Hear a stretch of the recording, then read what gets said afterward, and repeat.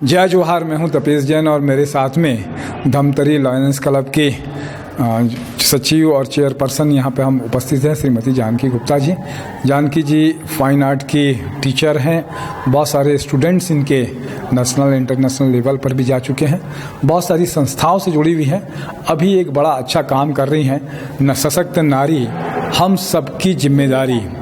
इसके तहत, इस प्रोग्राम के तहत में वो महिलाओं को जो स्वावलंबी बनना चाहती हैं महिलाएं, उन महिलाओं को आगे बढ़ाती हैं। उनको ट्रेनिंग का प्रोग्राम है।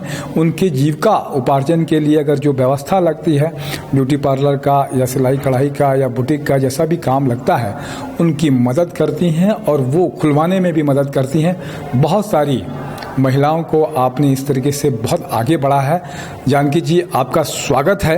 एक थोड़ा परिचय हो जाए आपका। जी, सबसे पहले मैं सीजी न्यूज़ तापेश भैया को धन्यवाद दूंगी। वो निरंतर प्रतिभा को, छत्तीसगढ़ की जो प्रतिभा है उसको ढूंढ के सामने लेके आते हैं अपने चैनल के माध्यम से।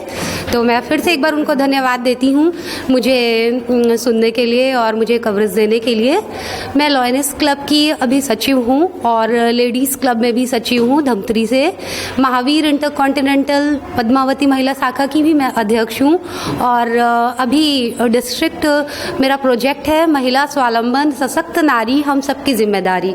इसके तहत जो विधवा है या परित्यक्ता तलाकशुदा है, जो पीड़िता हैं, वो हमारे संस्था में आती हैं, हमसे मदद मांगती हैं। हम उनका साहस बढ़ाते हैं और कई बार उनको कानूनी सलाह की भी ज़रूरत होती है, तो हम उनको कानूनी सलाह भी दिलाते हैं। और बहुत सी महिलाएं आती हैं जिनको काम की ज़रूरत रहती है, जो मन से बिल्कुल टूट गई रहती हैं, परिवार से टूट गई रहती हैं।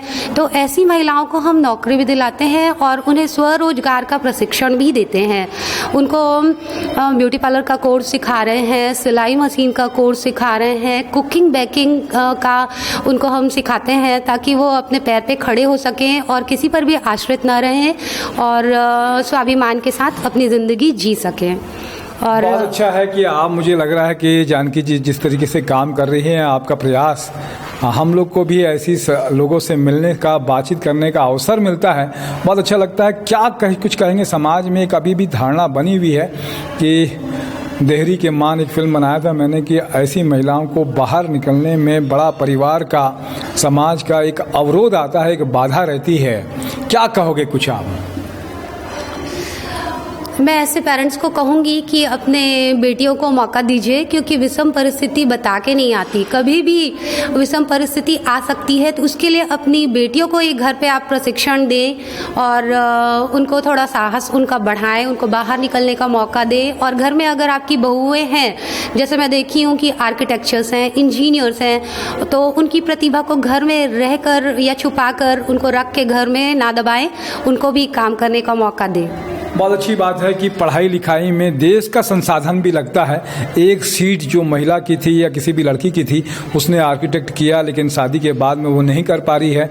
दूसरे को मिल सकती थी, पढ़ाई हो सकती थी, घर परिवार का भी संसाधन लगा, समाज का भी लगा, देश का भी लगा, फिर उनकी प्रतिभा का उपयोग नहीं हो पाता। ये बात मेरे मन में बहुत दिन से, मैं हमेशा बोलता हूँ कि ये करना चाहिए उनको। घर में रह के भी कर सकते हैं, टाइम निकाल के कर सकते हैं, क्योंकि देश का संसाधन लगा हुआ है आपके साथ में। आपके ज्ञान का लाभ दूसरे को मिल सकता है। जानकी जी ने बहुत अच्छी बात कही। अपने मन की कोई बात जानकी जी आपके दिमाग में आती तो क्या कहना चाहेंगे?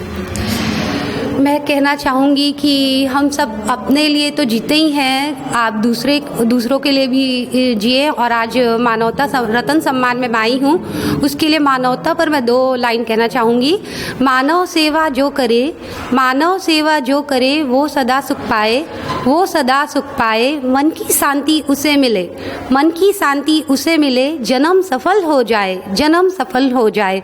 हमारे तापेश जी भी समाज सेवा ही कर रहे हैं, उनका भी जन्म बिल्कुल सफल होगा। जी, आप लोग की दुआएं हैं हमेशा, आप लोग का हमेशा प्रेम रहता है कि इस तरह बढ़ाते हैं। मैं एक पढ़ रहा था बात कि बनो तो दीपक की तरह बनो। दीपक के जीवन से हम सबको प्रेरणा लेना चाहिए कि दूसरों के लिए जलता है, दूसरों से नहीं जलता। महिलाओं के अंदर में एक गुण आ जाता है कि दूसरी महिलाओं से वो जलती हैं। तो मुझे लगता है कि ये बात दीपक की आपके जैसे लगता है कि जैसे गुणीजन रहेंगे तो समाज को एक दिशा मिलेगी, बेहतर कर पाएंगे, बेहतर जीवन जी पाएंगे। आपने समय दिया, इसके लिए बहुत बहुत धन्यवाद। मेरे साथ में नरेंद्र ठाकुर अंटू भैया भी है, उनका भी धन्यवाद। जय जोहार और जय छत्तीसगढ़। धन्यवाद।